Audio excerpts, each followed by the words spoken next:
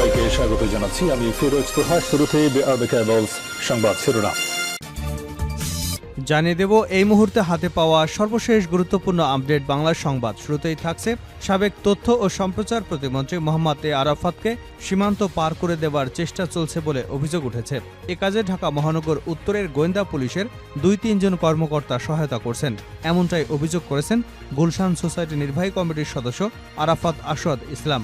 শুক্রবার রাজধানীর গুলশানে এক সংবাদ সম্মেলনে এমন অভিযোগ করেছেন তিনি।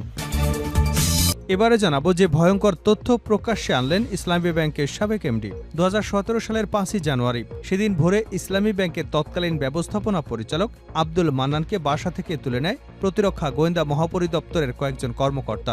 একইভাবে নিজ নিজ বাসা থেকে তুলে নেওয়া হয় ব্যাংকটির চেয়ারম্যান এবং ভাইস চেয়ারম্যানকে। পরে কচুক্ষেতে ডিজিএফআই এর কার্যালয় নিয়ে জোরপূর্বক পদত্যাগপত্রে সই করিয়ে ব্যাংকটি দখলে নেয় মোহাম্মদ সাইফুল আলমের মালিকানাধীন এসালম গ্রুপ। জানাবো নরসিংদীর পলাশের ডাঙ্গায় আরএফএল এর কারখানায় অগ্নিকাণ্ডের ঘটনা ঘটেছে। আগুন নিয়ন্ত্রণে ফায়ার সার্ভিসের ৪টি ইউনিট এবং কোম্পানিটির নিজস্ব দমকল বাহিনী কাজ করছে। এবারে থাকছে প্রত্যেকটি গুলির হিসাব নেওয়া হবে। বিএনপির কেন্দ্রীয় ক্রীড়া বিষয়ক সম্পাদক ও ঢাকা মহানগর উত্তর বিএনপির সদস্য সচিব আমিনুল হক বলেছেন, ছাত্র জনতার গণ আন্দোলনে চালানো প্রত্যেকটি গুলির হিসেব নেওয়া হবে। গণহত্যাকারী প্রত্যেককে আইনের আওতায় এনে বিচারের কাঠগড়ায় দাঁড়াতে হবে। এদিকে গুম হওয়া প্রত্যেকটি পরিবারের জন্য ভাতার ব্যবস্থা করুন। বর্তমান অন্তর্বর্তীকালীন সরকারের কাছে আহ্বান জানিয়ে বিএনপির মহাসচিব মির্জা ফখরুল ইসলাম আলমগীর বলেছেন, প্রত্যেকটি গুম হওয়া পরিবারের জন্য ভাতার ব্যবস্থা করুন। এই পরিবারগুলোর দায়িত্ব এখন রাষ্ট্রকেই নিতে হবে। নয়াপল্টনে বিএনপির কেন্দ্রীয় কার্যালয়ের সামনে গুম হওয়া ব্যক্তিদের স্মরণে জাতিসংঘ ঘোষিত আন্তর্জাতিক গুম দিবস উপলক্ষে বিএনপির সংহতি সভায় দেওয়া বক্তব্যে এমন আহ্বান জানান বিএনপির মহাসচিব। এবং সর্বশেষ জানাবো আন্তর্জাতিক সংবাদ। ইসরায়েলকে আশ্চর্যজনক জবাব দেওয়ার হুঁশিয়ারি। ইসলামী প্রতিরোধ আন্দোলনগুলো ইসরায়েলকে উপযুক্ত জবাব দেবার জন্য প্রস্তুতি নিচ্ছে, যা সময়ের পরিপ্রেক্ষিতে আশ্চর্যজনক হবে বলে হুঁশিয়ারি দিয়েছেন ইয়েমেনের হুতি আনসারুল্লাহ নেতা আব্দুল মালিক আল হুতি। তিনি বলেন, যুদ্ধবাজ ইসরায়েল সব ধরনের আন্তর্জাতিক আইন ও বাধ্যবাধকতা লঙ্ঘন করেছে এবং এই অপরাধী সরকার কোনো মৌলিক নীতিমালার প্রতি শ্রদ্ধাশীল নয়। তাই ইসরায়েলের সঙ্গে আপোষ করা অসম্ভব। এতক্ষণ শিরোনাম শুনছিলেন, এবার বিস্তারিত। প্রিয় দর্শক, আপনি যদি এই চ্যানেলে নতুন হয়ে থাকেন, ভিডিওটি দেখতে দেখতে চ্যানেলটি সাবস্ক্রাইব করে আমাদের সঙ্গে থাকুন। আর এই ভিডিও সম্পর্কে আপনি আপনার মূল্যবান মতামতটি কমেন্ট বক্সে জানিয়ে দিন। আর হ্যাঁ প্রিয় দর্শক, জানিয়ে দিন ভিডিওটি কোথা থেকে দেখছেন। আরাফাতকে সীমান্ত পার করে দেওয়ার চেষ্টার অভিযোগ। সাবেক তথ্য ও সম্প্রচার প্রতিমন্ত্রী মোহাম্মদ এ আরাফাতকে সীমান্ত পার করে দেবার চেষ্টা চলেছে বলে অভিযোগ উঠেছে। এ কাজে ঢাকা মহানগর উত্তরের গোয়েন্দা পুলিশের ২-৩ কর্মকর্তা সহায়তা করছেন, এমনটাই অভিযোগ করেছেন গুলশান সোসাইটি নির্বাহী কমিটির সদস্য আরাফাত আসওয়াদ ইসলাম। আজ শুক্রবার রাজধানীর গুলশানে এক সংবাদ সম্মেলনে এমন অভিযোগ করেন তিনি। বৈষম্যবিরোধী ছাত্র আন্দোলনের সময় পুলিশ বাহিনীকে আরাফাত উস্কে দিয়েছে দাবি করে আসওয়াদ ইসলাম বলেন, আন্দোলনের সময় মোহাম্মদ এ আরাফাত একের পর এক বাজে মন্তব্য করেছেন। গুলি শেষ হবে না বলে আইনশৃঙ্খলা রক্ষাকারী বাহিনীকে উস্কে দিয়েছেন, যার ফলে দেশে নৈরাজ্য সৃষ্টি হয়েছে। দেশে ইন্টারনেট শাটডাউনের সিদ্ধান্ত সাবেক তথ্য প্রতিমন্ত্রী মোহাম্মদ এ আরাফাতের কাছ থেকে বলে সংবাদ সম্মেলনে দাবি করেছেন গুলশান সোসাইটি নির্বাহী কমিটির এই সদস্য। তিনি বলেন, কোনো আইন না মেনে শুধু একটি মেসেজ দিয়ে 2টি টেলিভিশন 15 মিনিটের জন্য বন্ধ করেছিলেন আরাফাত। কিছু হলেই টেলিভিশন বন্ধ করে দেবার হুমকিও দেন তিনি। মঙ্গলবার আরাফাতকে আটক করা হয়েছে বলে খবর ছড়িয়ে পড়ে। তবে রাতে ঢাকা মেট্রোপলিটন পুলিশ মিডিয়া বিভাগের অতিরিক্ত উপকমিশনার উবায়দুর রহমান গণমাধ্যমকে জানান, তাদের কাছে মোহাম্মদ এ আরাফাতকে আটকের কোনো তথ্য নেই। ডিবিতে খোঁজ নিয়েছিলেন, সেখানেও আটকের কোনো তথ্য মেলেনি। যে ভয়ঙ্কর তথ্য প্রকাশ্যে আনলেন ইসলামী ব্যাংকের সাবেক এমডি। ২০১৭ সালের ৫ই জানুয়ারি এদিন ভোরে ইসলামী ব্যাংকের তৎকালীন ব্যবস্থাপনা পরিচালক এমডি আব্দুল মান্নানকে বাসা থেকে তুলে নেয় প্রতিরক্ষা গোয়েন্দা মহাপরিদপ্তরের কয়েকজন কর্মকর্তা।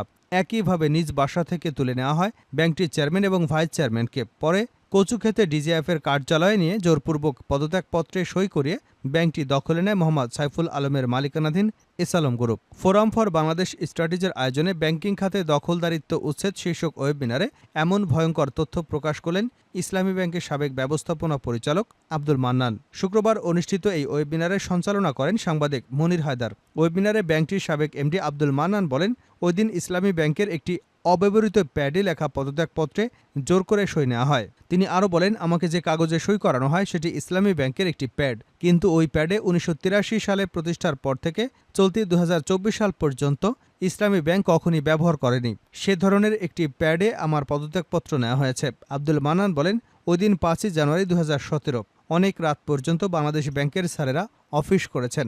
তারা ওই দিন ব্যাংকের মালিকানা পরিবর্তনের কাজটি দ্রুত সম্পন্ন করতে কাজ করেছেন। এগুলো কিভাবে হতে পারে একটি দেশের ব্যাংক খাতে, যে ব্যাংক খাত একটি দেশের অর্থনীতির প্রাণ? তিনি আরও বলেন, পরের কয়েক বছর তাদের টেলিফোনে বাংলাদেশ ব্যাংক তাদের অনেক সিদ্ধান্ত পরিবর্তন করেছে। এসবের বিরুদ্ধে ব্যবস্থা নেওয়া দরকার, যাতে ভবিষ্যতে এমনটা ঘটানোর সাহস কেউ না পায়। দীর্ঘ ৭.৫ বছর পর দেশে ফিরেছেন জানিয়ে আব্দুল মান্নান বলেন, বিদেশে থাকার সময় দেশ থেকে সাংবাদিকদের কেউ কেউ যোগাযোগ করলেও আমি কথা বলিনি, কারণ আমি নিরাপদ বোধ করিনি, আতঙ্কের মধ্যে থেকেছি।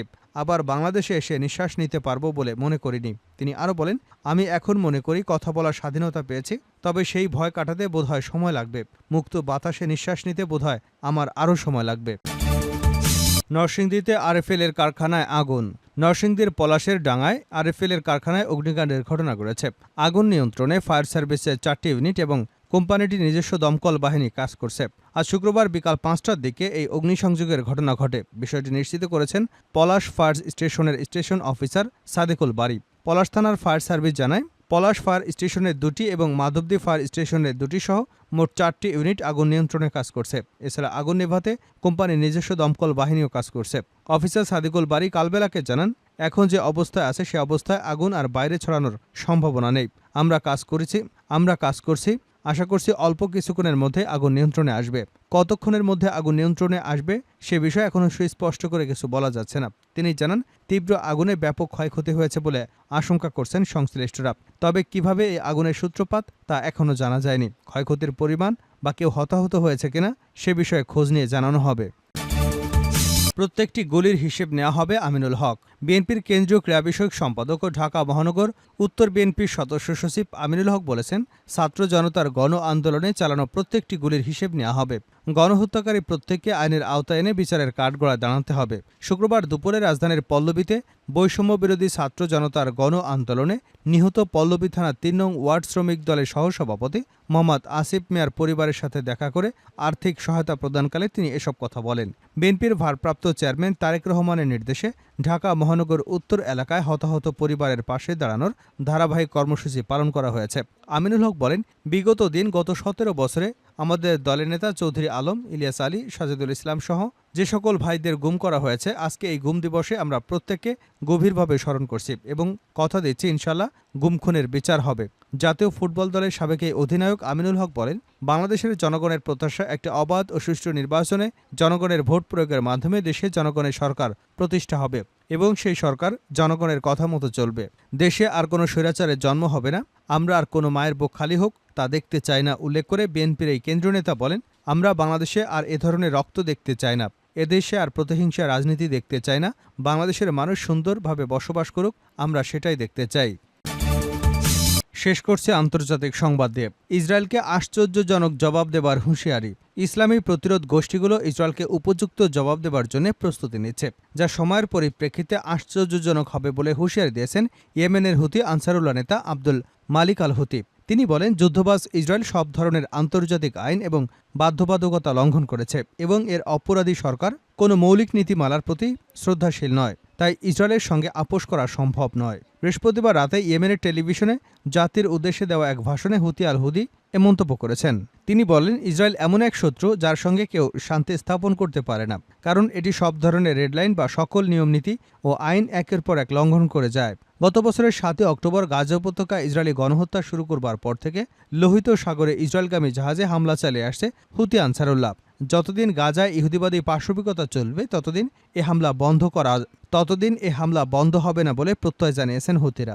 আব্দুল মালিক আল হুথি বলেন, উত্তর গাজায় বানি সালে মসজিদে ঢুকে ইসরায়েলি সেনারা পবিত্র কোরআনের পৃষ্ঠা ছেড়ে তাতে আগুন ধরিয়ে দিয়েছে এবং সে দৃশ্য ভিডিও করে প্রচার করেছে। তিনি বলেন, এই ভয়ঙ্কর দৃশ্য দেখে যেসব মুসলমানদের টনক নড়েনি তাদের ইমানে মারাত্মক ঘাটতি রয়েছে। ইয়েমেনের হুথি নেতা বলেন, ইসরায়েল যে পর্যায়ে পাশবিকতা ও নৃশংসতা চালাচ্ছে তা গোটা আন্তর্জাতিক সমাজের জন্য অবমাননাকর। তিনি জেরুজালেম, আল কুদস শহরে মুসলমানদের প্রথম কিবলা আল আকসা মসজিদে অনুপ্রবেশ করে উগ্র ইহুদিবাদীদের অবমাননার আচরণের তীব্র নিন্দা ও প্রতিবাদ জানিয়েছেন।